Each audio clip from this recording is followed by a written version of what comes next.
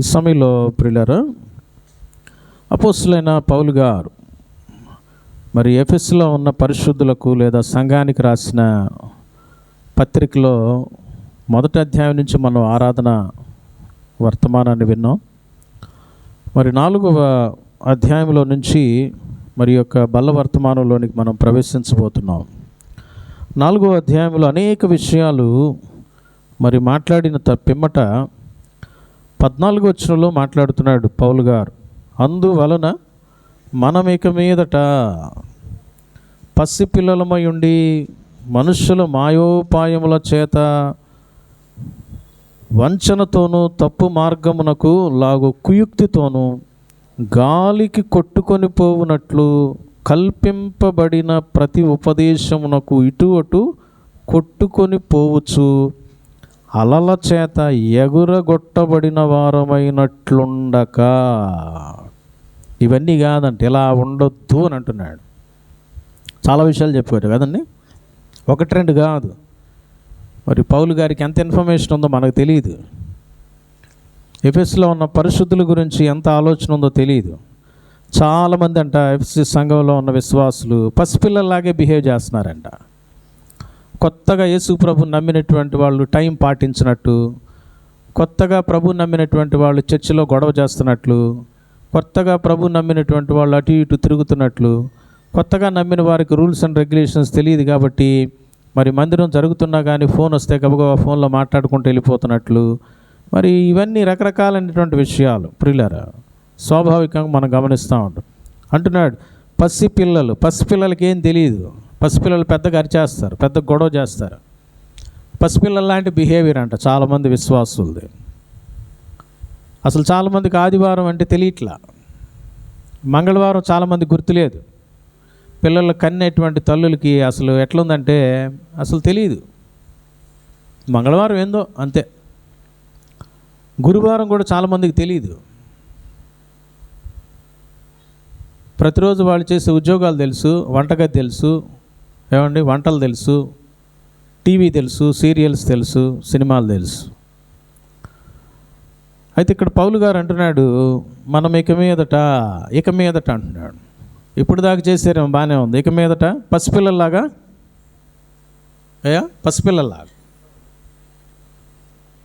పసిపిల్లలు మర్చిపోతూ ఉంటారు. నేను కూడా మర్చిపోతున్నావంటే అర్థం ఏంటండి? ఎంత సిగ్గుపడాలి. పసిపిల్లలుగా ఉండబాకండి. మనుషుల మాయోపాయముల చేత కొట్టుమిట్టాడుతున్నావేమో, మనుషుల మాయల్లో చిక్కుంటున్నావా? ఆ మాత్రం ఇంగిత జ్ఞానం లేదా? ఆదివారం పలానా ఊరు వెళ్దాందా అని అంటే వెళ్ళిపోతావా? మనుషుల మాయలు బోల్డన్ ఉన్నాయి. ఎదుటి వ్యక్తి మాట్లాడుతుంటే అతను ఏ ఆలోచనతో మాట్లాడుతున్నాడో ఎత్తుకు పై ఎత్తేసే నీవు దేవుని మందిరానికి రానియకుండా, దేవుని వాక్యం దగ్గరికి రానియకుండా చేసే మాయోపాయాలను గమనించలేకపోతున్నావా? మాయోపాయాల్లో చిక్కుంటున్నావు, జాగ్రత్త అంటున్నాడు ప్రభు. అంతేకాదు వంచన చేసేవారు కూడా ఉన్నారు. వారి నుంచి వారి వలె ఉండొద్దు. తప్పు మార్గమునకు లాగు కుయుక్తితోనూ, నువ్వే మార్గంలో వెళుతున్నావో ఆ మార్గం ద్వారా నీకు చెడు వస్తుంది, మంచి రాట్లా. పలానా దాన్ని నువ్వు చేయకుండా ఉన్నావు, పలానా మార్గంలో నువ్వు వెళ్ళావు, లేతే దాని ద్వారా నీకు ప్రయోజనం ఏంటి? ప్రయోజనం తెలుసు, అది తప్పు మార్గం అని తెలుసు, అది దేవుని మార్గం కాదని తెలుసు. మరి కుయుక్తితో తప్పుడు మార్గాల్లోనికి వెళుతున్నావా? అలా వెళ్ళొద్దు అని అంటున్నాడు. అంతేకాకుండా గాలికి కొట్టుకొని పోవునట్లు, గాలి వీస్తే కొట్టుకుపోవడం. ఎటు గాలి వీస్తే అటు గాలి. డబ్బు ఉన్నప్పుడు ఒక రకంగా, డబ్బు లేనప్పుడు ఒక రకంగా, బాధ ఉన్నప్పుడు ఒక రకంగా, బాధ లేనప్పుడు ఒక రకంగా. ఏమండి, నువ్వు ఏ స్థితి ఎలా ఉన్నప్పటికీ కూడా నువ్వు ఒకే రకంగా ఉండాలి. మారని దేవుడు ఎలా ఉన్నాడో అలా ఉండాలి. గాలి కొట్టుకొని పోయేటట్టుగా ఉందేమో నీ జీవితం. ఏ గాలి వీస్తే ఆ గాలి అండి. ఒక 2 వారాలు చర్చికి రాలేదంటే ఒక 20 వారాలు రాడు. ఏమన్నా ఒక 2 వారాల మీటింగ్కి వచ్చాయంటే ఒక 2-3 వారాలు వస్తాడు. మళ్ళీ బ్రేక్ పడిందంటే మళ్ళీ ప్రియులారా మళ్ళీ ఫ్రెండ్స్ ఎవరైనా ఏదైనా చెప్పారనంటే అటు వెళ్ళిపోవటం, మళ్ళీ ఇంకేదైనా ఇంకో మాట విన్నారనంటే ఆ మాటలు, ఎటు పడితే అటు వెళ్తూ ఉందేమో జీవితం. అంతేకాకుండా కల్పింపబడిన ప్రతి ఉపదేశమునకు ఇటు అటు కొట్టుకొని పోవచ్చు అంటున్నాడు. కల్పింపబడిన ఉపదేశాలు వింటుంటారు చాలామంది. అసలు ఈ రోజున మీడియా వల్ల ఎంత ఉపయోగం అంత నష్టం కూడా వచ్చిందండి. ఇప్పుడు ఒక కాపరి కాదు 100 కాపరులు తయారయ్యారు. ఒకరి ద్వారా వాక్యం వినటం కాదు, అనేక వాక్యాలు టీవీల్లో వినటం ప్రారంభించారు జనాలు. ఒక క్రమం ఉందా? ఎవరికి పడితే వాళ్ళకి వాక్యాలు ఇచ్చేస్తూ ఉంటారు ఆ ఛానల్స్ నడిపేటువంటి వాళ్ళు. వాళ్ళకంటూ ఒక సిద్ధాంతం ఉండదు కరెక్ట్గా. బైబిల్ని నమ్మి బైబిల్ని అనుసరించే సిద్ధాంతాలు కాని వాళ్ళు కూడా పెద్ద పెద్ద స్పీకర్లు అయిపోయారు ఈ రోజున.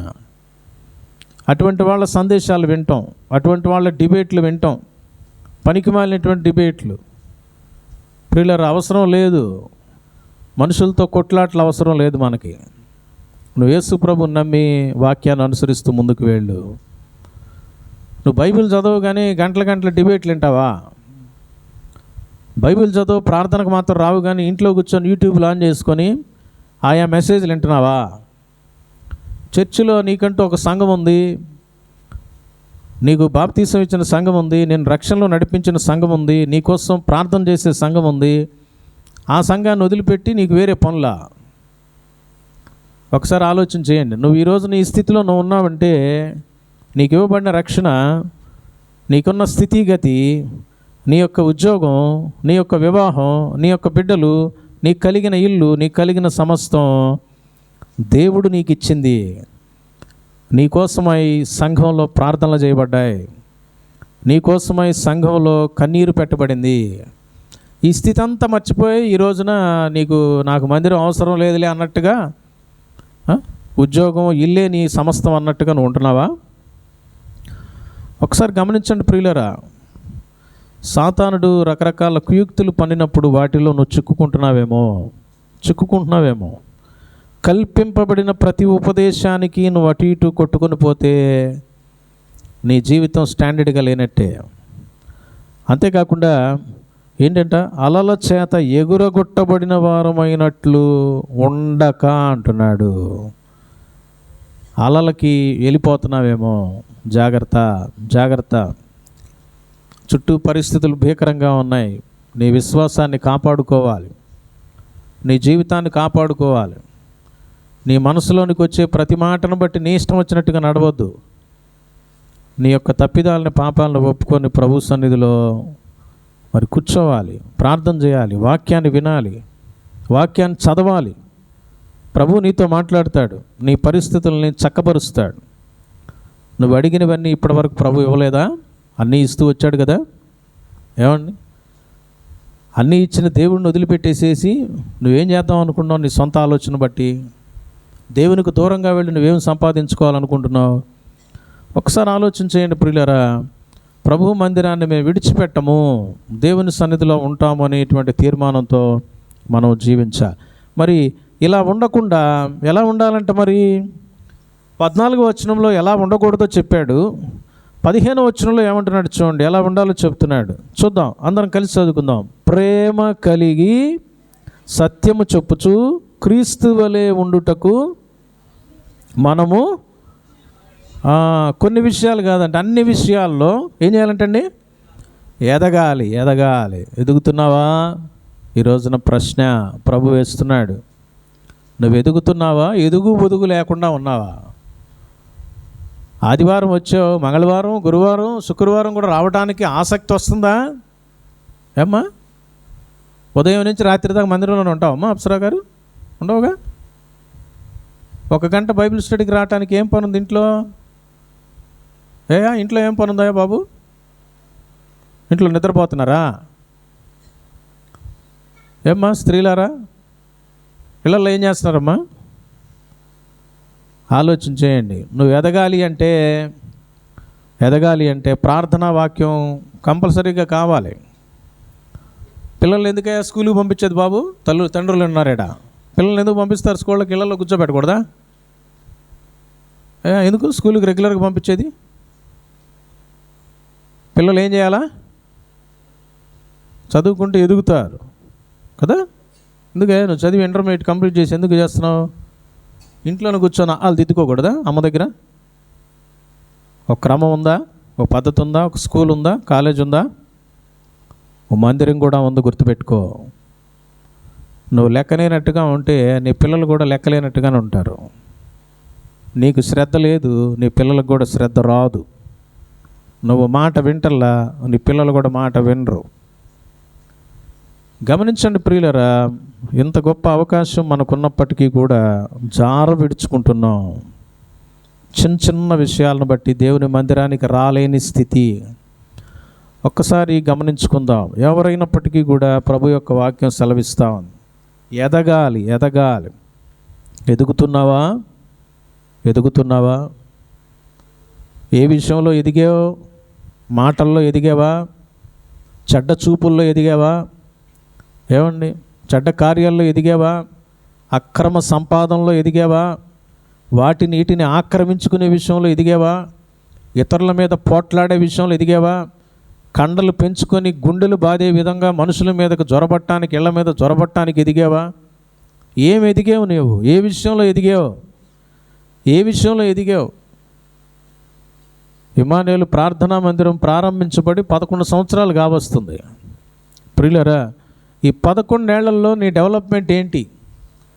క్రమం తప్పకుండా ఒక నెలంతా ప్రతి ఆదివారము, ప్రతి వారపు మీటింగ్కి నేను రెగ్యులర్గా వచ్చాను అని నువ్వు గుండె మీద చేసుకొని చెప్పగలవా? ఏమండి, క్రమం ఎందుకుంది? ఒక క్రమం పెట్టాడు కదా దేవుడు. ఆ క్రమంలో నువ్వు ఉంటే నీ జీవితం కూడా క్రమంగా ఉంటుంది. నువ్వు దేవుడిని క్వశ్చన్ చేయటానికి ఆస్కారం ఉంటుంది. నీ జీవితంలో ఏదైనా ఇబ్బంది వస్తే, ఏంటి ప్రభువా అని నువ్వు డైరెక్ట్గా అడగగలవు. ఏమైంది చెప్పు నాకు. నువ్వు అడగలేకపోతున్నావు అంటే కారణం ఏంటంటే నీలో చాలా బలహీనతలు ఉన్నాయి. ఎదుగుదల లేదు. వాక్యం సెలవిస్తూ ఉంది, మనము అన్ని విషయాల్లో ఎదగాలంటున్నాడు. అన్ని విషయాల్లో ఎదగాలంట. ఆత్మీయ జీవితంలో అన్ని విషయాల్లో ఎదగాలి. ఎంత ఎదిగావు నీవు?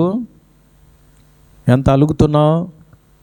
ఏమండి, ఎంత ఈర్ష్య, ఎంత అసూయ, ఎంత ద్వేషం, ఎంత పగ, ఎంత కక్ష, ఎంత అనుమానం, ఇవన్నిట్లో ఎదుగుతున్నావేమో కానీ దేవుడు కోరుకున్న విషయాల్లో ఎదగడం లేదేమో. చూద్దాం ప్రియులరా, ఒక 2-3 విషయాలు చూద్దాం. 15 వచనాన్ని గమనించండి. ఏముందో చూడమ్మా. మొదట ప్రేమ కలిగి ఉండాలంట. 1 కొరింథీ పత్రిక 14వ అధ్యాయం 1వ వచనం ఏం రాయబడి ఉందండి? చూడకుండా చెప్తారా? 1 కొరింథీ పత్రిక 14వ అధ్యాయం 1వ వచనం ఏముందయ్యా? ప్రేమ కలిగి ఉండుటకు ప్రయాసపడాలి. ద్వేషించటానికి కాదు, కొట్లాడటానికి కాదు, ప్రేమ కలిగి ఉండాలంట. ఇప్పుడు ఒక్కొక్కళ్ళని పట్టుకొని అడిగితే మీ దగ్గర ఏముంది అని అంటే ఏం చెప్పగలం? ప్రేమ ఉందా అని అంటే చాలామంది చెప్తారు ఉందండి. ఎవరి మీద? భార్య మీద. ఎవరి మీద? పిల్లల మీద. మందిరం వదిలేసైనా వెళ్ళిపోతాం, వాక్యాన్ని పక్కన పెట్టేసైనా వెళ్ళిపోతాం, బైబిల్ ఇసిరి పాడేసైనా వెళ్ళిపోతాం. అర్థమైందండి? ఎవరో మీద ప్రేమతో, ఎవరో మీద ఆసక్తితో. అయితే ప్రభు ఈ రోజున ప్రశ్నిస్తున్నాడు, ప్రేమ కలిగిన జీవితం నీకుందా? ప్రేమ కలిగి ఉన్నావా? చూడండి, పక్కనే ఎఫ్సి పత్రిక 5వ అధ్యాయంలో మొదటి 2 వచనాలు చూద్దాం ప్రియులారా. కావున మీరు ప్రియులైన పిల్లల వలె దేవుని పోలు నడుచుకోండి. క్రీస్తు మిమ్మును ప్రేమించి పరిమళ వాసనగా ఉండుటకు మన కొరకు తన్ను తాను దేవునికి అర్పణముగాను బలిగాను అప్పగించుకొనెను. అలాగుననే మీరును ఏం చేయాలంటండి? ప్రేమ కలిగి నడుచుకోవాలంట. ప్రేమ కలిగి అలాగుననే. ఎవరి ప్రేమమ్మా? ఎవరి ప్రేమమ్మా? యేసు ప్రభువారి ప్రేమ.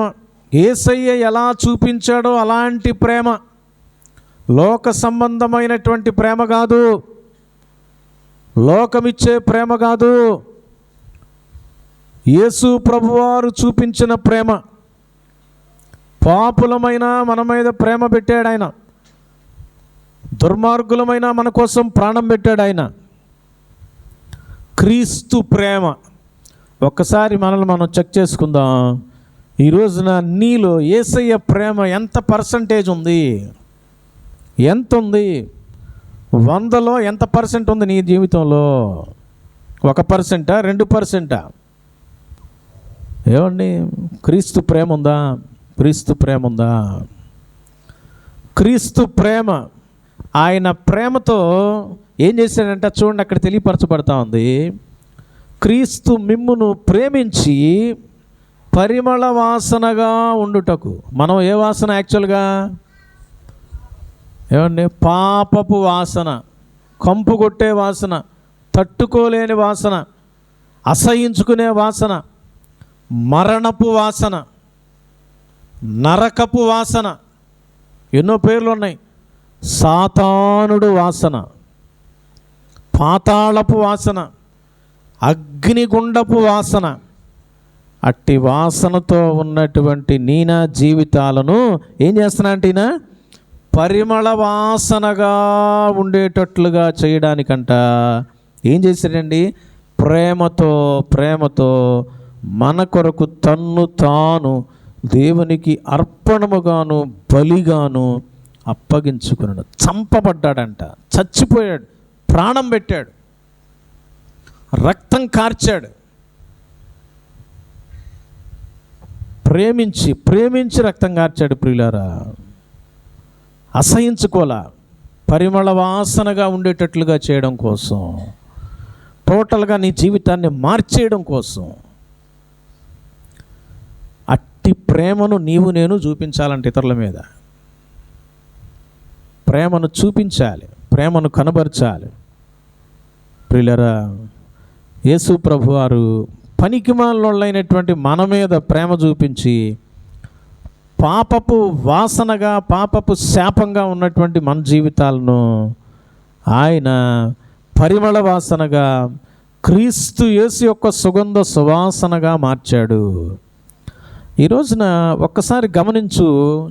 యేసు ప్రభు నమ్మావు, బాప్తిసం తీసుకున్నావు, మందిరానికి వస్తున్నావు, గత 11 ఏళ్ళుగా ఆరాధన చేస్తున్నావు, లేదా గత కొద్ది సంవత్సరాలుగా మందిరంలో రెగ్యులర్గా వస్తూ ఆయా కార్యక్రమాల్లో వాక్యాన్ని వింటూ ఎదుగుతున్నట్లుగా అనిపిస్తుంది. నిజంగా నువ్వు ఎదిగావా? నీ సొంత వాళ్ళు మాత్రమే ప్రేమిస్తున్నావేమో. ఏమండి, పాపంలో, శాపంలో, దుర్మార్గతలో ఉన్నటువంటి వాళ్ళని నువ్వు ప్రేమిస్తున్నావా? నీ మనసులో నిజంగా అటువంటి ప్రేమ ఉందా? నీ చుట్టూ నిన్ను దూషించే వాళ్ళని నువ్వు శపిస్తున్నావా? తిట్టుకుంటున్నావా? కొడదాం అనుకుంటున్నావా? నీపై అధికారిని మరి అవకాశం వస్తే ఏమండి గుయ్యమనేటట్టు కొడదాం అనుకుంటున్నావా? నీ తోటి వారిని, నిన్ను అసహించుకునేటువంటి వారందరూ చస్తే బాగుండు అని అనుకుంటున్నావా? నిన్నెవరైనా ఏదైనా మాట అనేటువంటి వాళ్ళు వీళ్ళకి నాశనం కలిగితే బాగుండు, వీళ్ళకి శాపాలు వస్తే బాగుండు అని చెప్పేసి భార్య మీదో, భర్త మీదో, ఏమండి నీ సొంత బిడ్డల మీదో, నీ చుట్టూ ఉండేటువంటి స్నేహితుల మీదో, నీ చుట్టూ ఉండే శత్రువుల మీదో అటువంటి మరి ఉద్దేశాన్ని ఒకవేళ నీ మనసులో కలిగి ఉన్నావా? లేకపోతే వాళ్ళ పట్ల ప్రేమ కలిగి ఉన్నావా? చుట్టూ ఉండేటువంటి వాళ్ళందరంట ఎంతో గొప్పగా ఆయన బాధపెడుతున్నారంట. చూడండి, హెబ్రీ పత్రిక 12వ అధ్యాయం అద్భుతమైనటువంటి మాట ప్రభు జ్ఞాపకం చేస్తున్నాడు. హెబ్రీ పత్రిక 12వ అధ్యాయం 2వ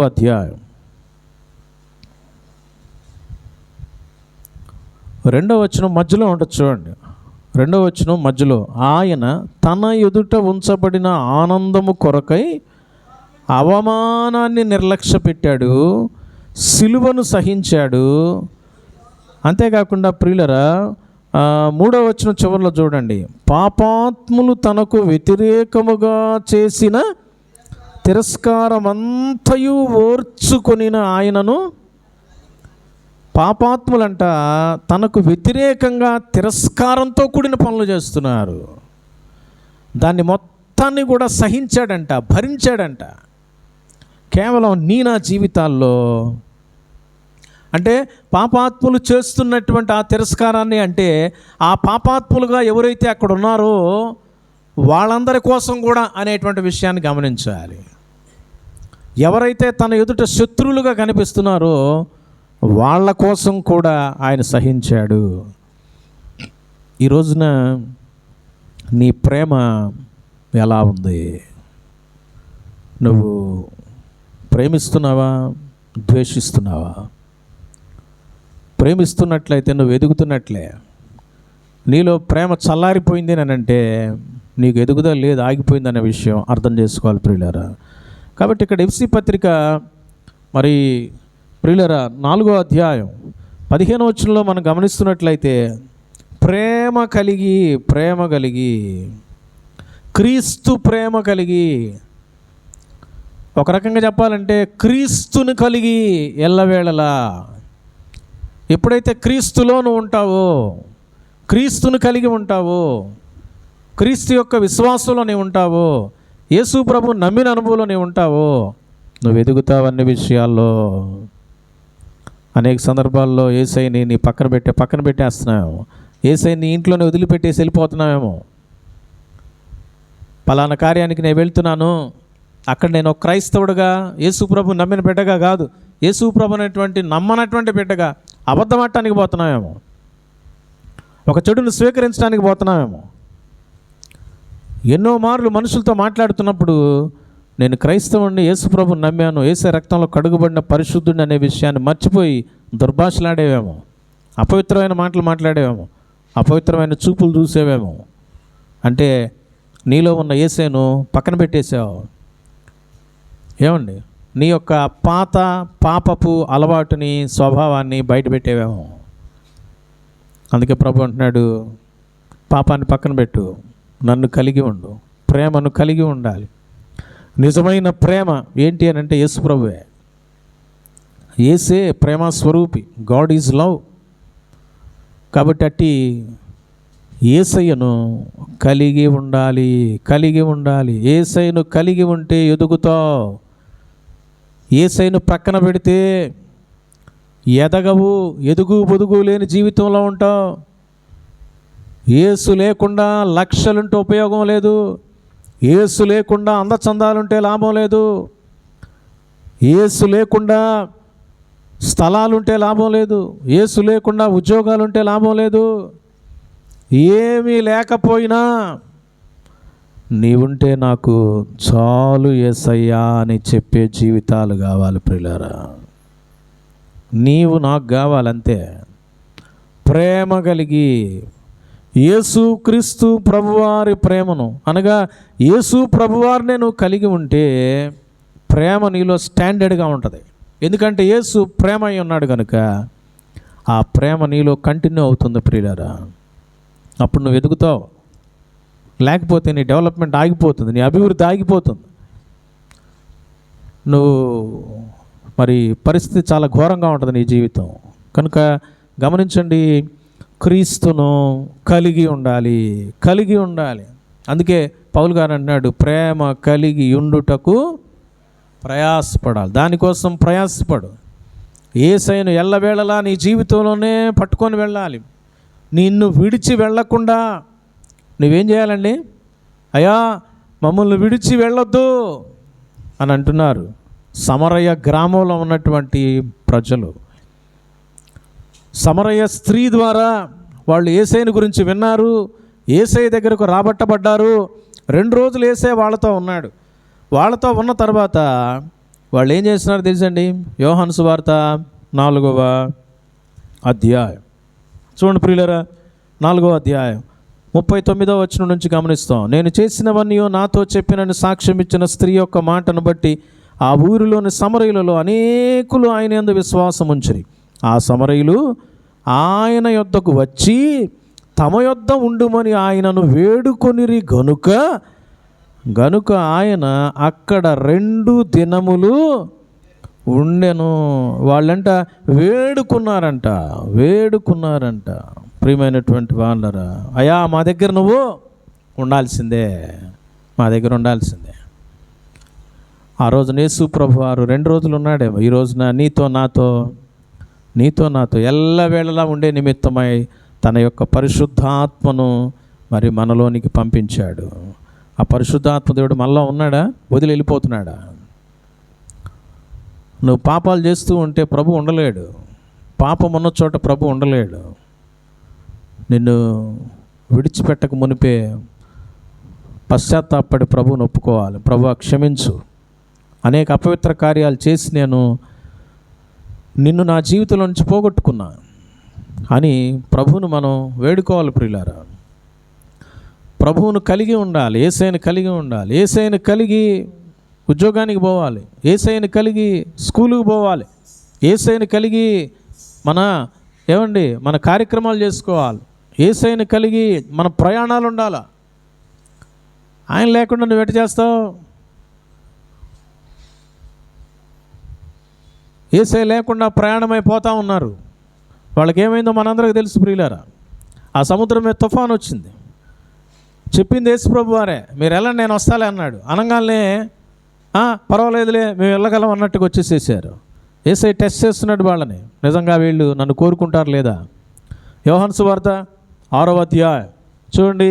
మనం కనుక గమనించినట్లయితే యోహాను సువార్త 6వ అధ్యాయం 16వ వచనం నుంచి, సాయంకాలం అయినప్పుడు ఆయన శిష్యులు సముద్రం వద్దకు వెళ్ళి దోణికి సముద్రపు టద్దరినున్న కపెర్నహూమునకు పోవుచుండ్రి. అంతలో చీకటి ఆయన కానీ యేసు వారి యొద్దకు ఇంకనూ రాలేదు.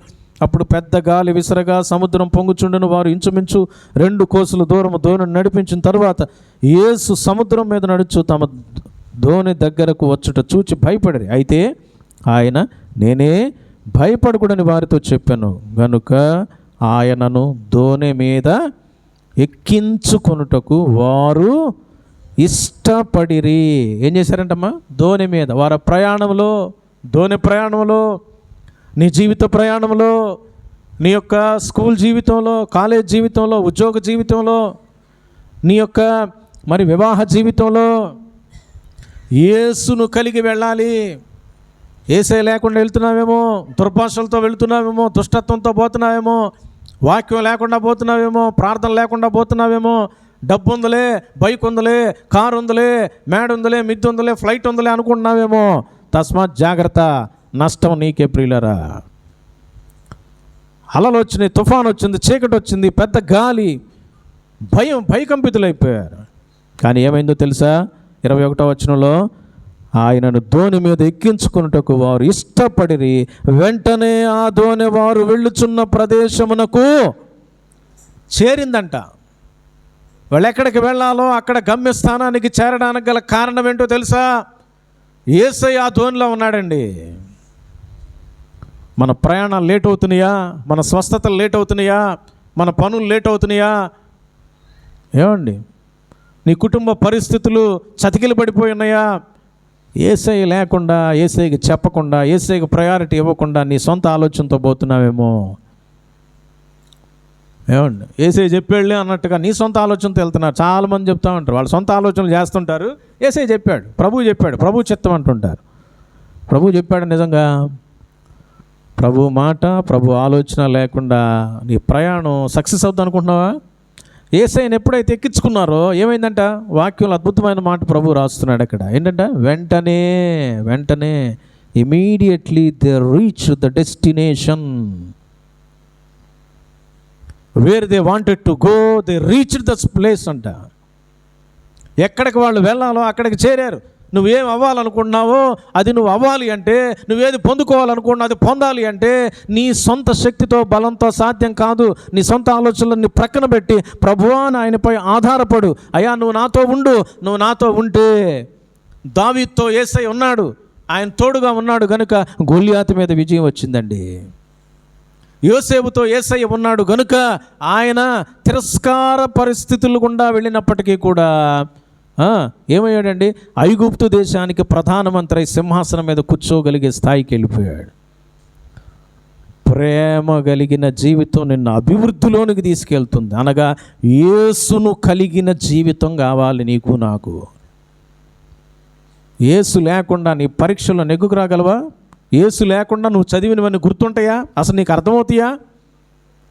నువ్వు బాగా చదివి వెళ్ళి అక్కడికి వెళ్ళేటప్పుడు కల్లా నీ మెమరీ లాస్ అయింది. ఏం చేస్తావండి? 0 తెచ్చుకుంటావు. దేవుని ఎరిగినటువంటి బిడ్డలారా, యేసును కలిగి వెళ్ళాలి. యేసయ్యను ప్రక్కన పెట్టొద్దు. యేసయ్యను ప్రక్కన పెట్టొద్దు. యేసయ్యకు ప్రయారిటీ ఇవ్వు. నీ ప్రయారిటైజేషన్ ఎలా ఉంది? నీ జీవితంలో మొదటి స్థానం దేవుడేనా, యేసయ్యనా, వాక్యమేనా? ప్రేమ కలిగి ఉంటే అభివృద్ధి పొందుతామంట, ఎదుగుతాం. రెండవ ప్రాముఖ్యమైన విషయాన్ని గమనిస్తాం ప్రియులారా. చూడండి, ఎఫ్సీ పత్రిక మూలవాక్యం ఎక్కడమ్మా? గుర్తుందా? మర్చిపోయారా? 4వ అధ్యాయం 15వ వచనం. రెండోది ఏంటయ్యా? చదువయ్యా బాబు నితేష్. ఏముందాడా? ఏడవ ఉన్నాడు ఆయన, అమెరికాలో. 15వ వచనం. సత్యము ఏం చెప్పాలంటమ్మా? సత్యం చెప్పాలంట. ప్రేమ కలిగి ఉండాలి. రెండోది ఏం చేయాలి బాబు నవీన్? సత్యాన్ని ఎందుకు చెప్తాం మనం? మన కంపెనీ గురించి చెప్పుకుంటాం, కానీ సత్యం చెప్తే మనకెవరు బిజినెస్ చేస్తారండి? అసత్యాలేగా మనం చెప్పాల్సింది. సత్యం చెప్పాలంటే ఏంటయ్యా సత్యం? సత్యం ఏంది బాబు? ఏమా? యేసుప్రభు అయిన సత్యం. యోహాను సువార్త 14:6 ఏముందయ్యా సురేష్? యేసుప్రభు ఏం చెప్పాడు యోహాను 14:6లో?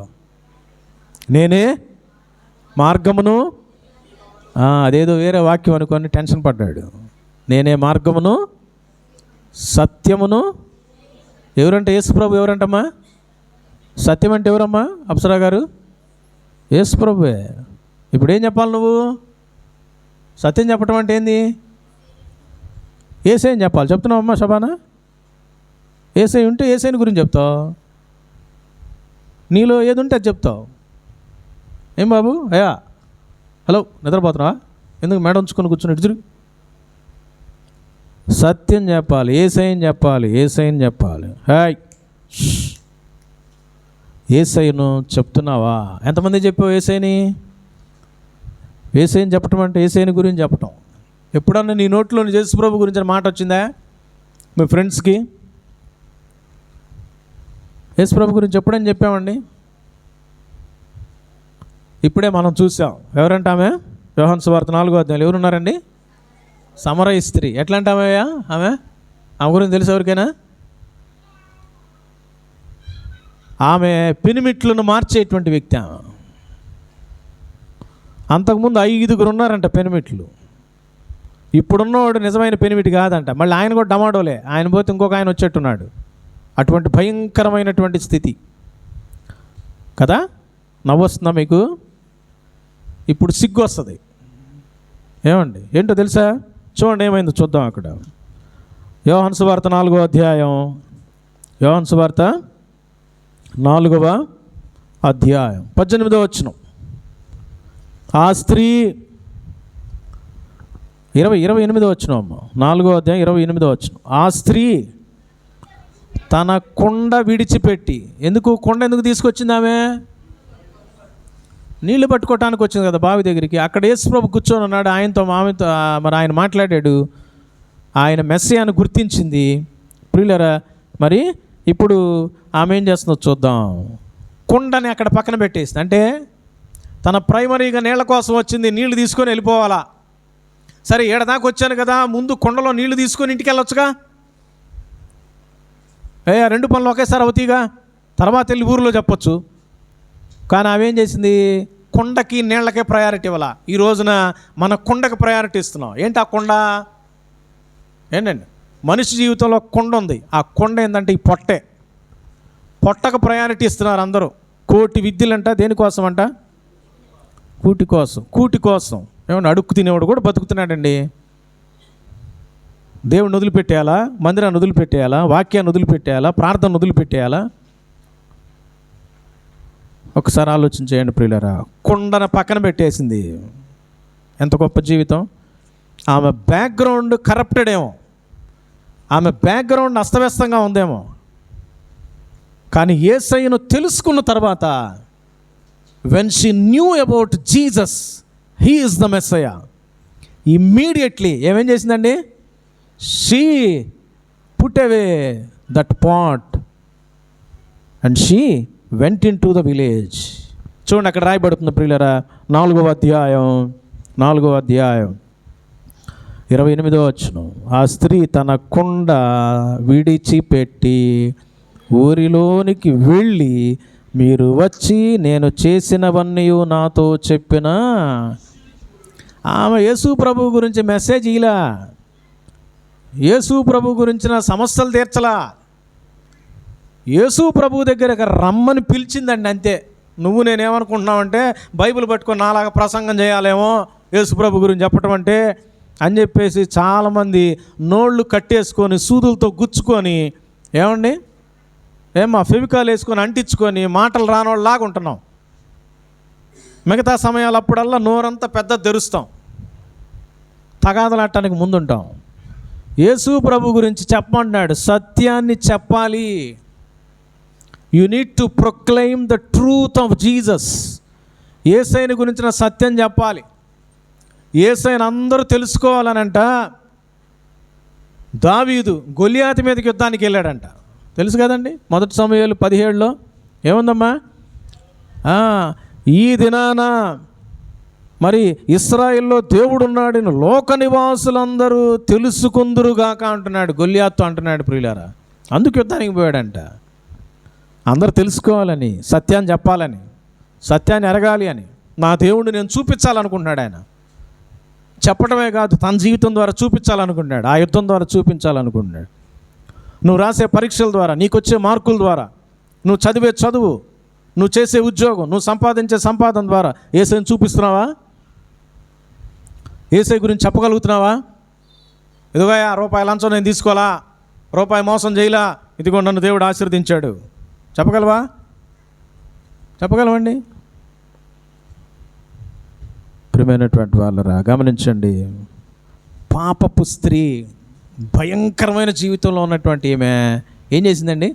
యేసు ప్రభుని ప్రకటించింది. ఇదిగోయా నా గురించి మొత్తం చెప్పినాడు, ఈయన యేసు కాదా, మెస్సే కాదా, వచ్చి చూడండి ఒకసారి అంది. అప్పుడు అందరూ వచ్చేసారు, మొత్తం ఊరు బయలుదేరి వచ్చిందంట. ఒక్క వ్యభిచారి ఊరిని ప్రభు దగ్గరికి తీసుకురాగలిగింది. నువ్వేం చేస్తున్నావు, నేనేం చేస్తున్నాను? ఏం చేస్తున్నావు అండి? ఆదివారం కూడా నిద్రపోతున్నావా? ఒక్కరోజేనండి, వారం అంతా పని చేసుకుంటున్నాం ఆదివారం. యేసు ప్రభు నమ్మిన తర్వాత రెస్ట్ లేదు. యేసు ప్రభుకి రెస్ట్ ఉందా? రెస్ట్ ఉందా? ప్రియులరా గమనించండి, 2 దినాలు ఉన్నాడంటే యేసు ప్రభు వారు. కారణం ఏంటో తెలుసా? యేసు ప్రభు 2 దినాలు వాళ్ళతో ఎందుకున్నాడయా బాబు? ఎందుకున్నాడు? ఎందుకున్నాడు యేసు ప్రభు వారు వాళ్ళతో పాటు? యోహాను సువార్త 4వ అధ్యాయం ఎన్నో వచనం? 40వ వచనం. ఆ ఊరిలోని సమరయులు అనేకులు ఆయన యందు విశ్వాసం ఉంచిరి. ఆ సమరయులు ఆయన యొద్దకు వచ్చి తమ యొద్ద ఉండమని ఆయనను వేడుకొన్నారు, ప్రార్థన చేశారు. అయ్యా నువ్వు ఉండాల్సిందే, మాకు నువ్వు ఉండాల్సిందే అని అడిగితే ప్రభు ఉంటాడంట. నీకు ఆసక్తి ఉంటే ప్రభు ఉంటాడు. చూడాలనే ఆసక్తితో మేడి చెట్టు ఎక్కాడు. యేసు ప్రభు వచ్చి ఎక్కడ ఆగాడు? మేడి చెట్టు దగ్గర ఆగాడు. ఎవరి కోసం ఆగాడు? జక్కయ్య కోసమే ఆగాడు. ఎవరింటికి వెళ్ళాడు? జక్కయ్య ఇంటికి వెళ్ళాడు. జక్కయ్య అంతకుముందు ఏం పిలవలేదు, ఇన్విటేషన్ ఇలా. ఇన్విటేషన్ కోసం యేసు ప్రభు రా అక్కడెక్కడికో వెళ్తున్నాడు అనటానికి లేదు, అసలు ఏం లేదు. There is no invitation. But Jesus went into Zacchaeus house because his heart was inviting Jesus. తన హృదయం యేసయ్యని ఇన్వైట్ చేస్తూ ఉంది. అయ్యా నువ్వు నాకు కావాలి, నా ఇంట్లో ఉండాలి, నువ్వు నాకు కావాలి. పాపే, దుర్మార్గుడే, అన్యాయస్తుడే పిలుస్తున్నాడు యేసు ప్రభు కావాలని. యేసు ప్రభు వచ్చేసాడు అంతే, ప్రయాణమై ఆగాడు అంతే. రా వెళ్దాం మీ ఇంటికి అంటున్నాడు యేసు ప్రభు. తనతో పాటు వెళ్ళాడు ప్రియులారా, తనతో పాటు వెళ్ళాడు, వాళ్ళ ఇంట్లో ఉన్నాడు. ఇక్కడ వీళ్ళు సమరయులు అడిగినప్పుడు యేసు ప్రభు ఏం చేస్తున్నాడు తెలుసా? 2 days he spent అండి. ఎంత గొప్ప విషయం అండి. 2 రోజులు వాళ్ళు బ్రతిమలాడిన దాన్ని బట్టి అక్కడ ఉన్నాడంట. వాళ్ళు కోరుకున్నారు కాబట్టి ఉన్నాడు. ఈ రోజున నీకు ఆసక్తి ఉందా? ఆసక్తి ఉందా? ఆయన ఉంటాడు. ఆయన ఉంటే నువ్వు ఆయన్ని చెప్పగలవు, ఆయన గురించి ప్రకటించగలవు. ప్రియమైనటువంటి వాళ్ళరా, మరి సమరయ స్త్రీ యొక్క జీవితంలోనికి యేసయ్య ప్రవేశించాడు కనుక ఆమె యేసయ్యను గురించి ప్రకటించగలిగింది, యేసయ్యను గురించి చెప్పగలిగింది. ఒక పనికిమాలిన స్త్రీ యేసయ్యను గురించి చెప్తే అన్ని వందల మంది ఆ విలేజ్ బయటికి కదిలొస్తే, ఈ రోజున నువ్వు నీ ఇంట్లో వాళ్ళకన్నా ఒక్క మాట చెప్తున్నావా? ఒక్క మాట ప్రకటించగలుగుతున్నావా? యేసుని గురించి ఏం చెప్పావు? తగాదలేమంటే తగాదలేస్తావు, అరిచి బొబ్బలు పెట్టమంటే అరుస్తావు. యేసు ప్రభు గురించి ఒక్క కేకేసావా? నీ సొంత ఇంట్లో వాళ్ళ గురించి చెప్పావా వాళ్ళకి? ఆలోచన చేయండి ప్రియమైనటువంటి వాళ్ళరా. మరి సత్యం చెప్పాలి. సత్యం ఎందుకు నీ ముందుకు వచ్చింది తెలుసా? సత్యాన్ని ఎందుకు తెలుసుకునేటట్టు ప్రభు చేశాడు తెలుసా? సత్యం ఎరిగిన నీవు ఇప్పుడు సత్యాన్ని చెప్పాలి. చెప్పకుండా ఉంటే పాపం అవుతుంది. సత్యాన్ని చెప్పు, యేసయ్యని చెప్పు, యేసయ్య సత్యం చెప్పాలి. మూడో ప్రాముఖ్యమైన విషయం ఏంటో చెప్పి నేను ముగించేస్తా. ప్రియులారా, ఎఫ్సీ పత్రిక 4వ అధ్యాయం 15వ వచనంలో ఏముందయ్యా? ఎట్లుండాలంట? క్రీస్తు వలే ఉండాలి. నీకు నా గోల్ ఏ హీరో కాదు, ఏ హీరోయిన్ కాదు. ఎవరంట గోల్ మనకి? క్రీస్తు. క్రీస్తులాగా ఉండాలి. చాలా సందర్భాల్లో మనం వాళ్ళని ఇలా చూస్తూ ఉంటాం. పలానా ఆయన ఎట్టున్నాడు, పలానా ఆయన ఎట్టున్నాడండి, పలానా ఆమె ఎట్టుంది, ఆయన ఎట్ట చెప్పాడు, ఈయన ఎట్ట చెప్పాడు. నీకెందుకు అవన్నీ? నీ మోడల్ ఎవరండి? నీ మోడల్ ఎవరు? నీకోసం ప్రాణం పెట్టినాడా మనుషులా? బిల్డింగా నీకు మోడలు? కాదు కదా. యేసు ప్రభువే నీ మోడల్. యేసు ప్రభు. క్రీస్తు వలే ఉండుటకు. క్రీస్తులాగా ఉంటున్నావా? క్రీస్తులాగా ఉంటున్నావా? క్రీస్తులాగా మాట్లాడుతున్నావా? క్రీస్తులాగా చూస్తున్నావా? క్రీస్తులాగా ఉండాలి. క్రీస్తులాగా ఉండాలి. అందుకని ఎఫ్సీ 5:1 చెప్పబడుతుంది, కావున మీరు ప్రియులైన పిల్లల వలె. ఎవరిని పోలి అంట? దేవుణ్ణి పోలి, యేసయ్యని పోలి నడుచుకోవాలి. ఏమ్మా నువ్వు వేసే కేకలు యేసయ్య వేస్తున్నాడా? నీ హృదయంలో ఉన్న అనుమానాలు యేసయ్య కూడా అట్లా అనుమానపడుతున్నాడా? నీ ప్రవర్తన యేసయ్యలాగే ఉందా ప్రవర్తన? నేను దేవుని బిడ్డను, ఇదిగో ఇలా ప్రవర్తిస్తున్నాను, యేసయ్య నా దగ్గర ఉంటే, నాలో ఉంటే, యేసయ్య నేనే అయితే ఇలాగే ప్రవర్తిస్తాడని చెప్పగలవా? క్రీస్తు వలే ఉండాలి. క్రీస్తు వలే ఉండాలి. అందరినీ ప్రేమించాడు, అందరినీ సహించాడు, అందరి కోసం ప్రాణం పెట్టాడు. ఇటు చూడండి అమ్మా, ఇటు చూడండి. ఎలా ఉండాలమ్మా? క్రీస్తు వలే ఉండాలి. క్రీస్తులాగా నీవు ఉంటున్నావా? ఒకసారి పరిశీలన చేసుకుందాం ప్రియులారా. అలా ఉంటే నువ్వు నిజంగా ఎదుగుతావు. అలా ఉండటానికంట అన్ని విషయాల్లో మనం ఎదగాలంట. ప్రార్థనలో ఎదగాలి, వాక్యంలో ఎదగాలి, సహవాసంలో ఎదగాలి, దేవునికి దగ్గరగా రావాలి. ఏమండి, వాక్యాన్ని చదవడమే కాదు, గ్రహించాలి, మనసులో పెట్టుకోవాలి, పాటించాలి. ఏమండి, అప్పుడప్పుడు మనల్ని మరి దేవుణ్ణి బట్టి శిక్షించుకోవాలి. ఎందుకంటే పౌలు గారు తను నలగొట్టుకున్నాడంట. ప్రతి దినము నలగొట్టుకుంటూ ఉండేవాడంట. నలగొట్టుకో, లేగలేకపోతున్నా, కొట్టు ఒక దెబ్బ మొహం మీద, నీళ్లు పోసుకో, చల్లటి నీళ్ళు. ఏమండి, పొద్దున్నే లేచి గబగబా ఏదైనా పని ఉంటే పరిగెత్తావే. ఏమండి, వాకింగ్ చేయాలన్నా, జిమ్ చేయాలన్నా, ఊరు వెళ్ళాలన్నా, స్కూల్కి వెళ్ళాలన్నా, ఏమండి ఇంకేదైనా వేరే డాక్టర్ని కలవాలన్నా పొద్దున్నే లేచి వెళ్ళిపోతా. 3 అయినా 4 అయినా 5 అయినా దేవుని మందిరానికి ఏమి?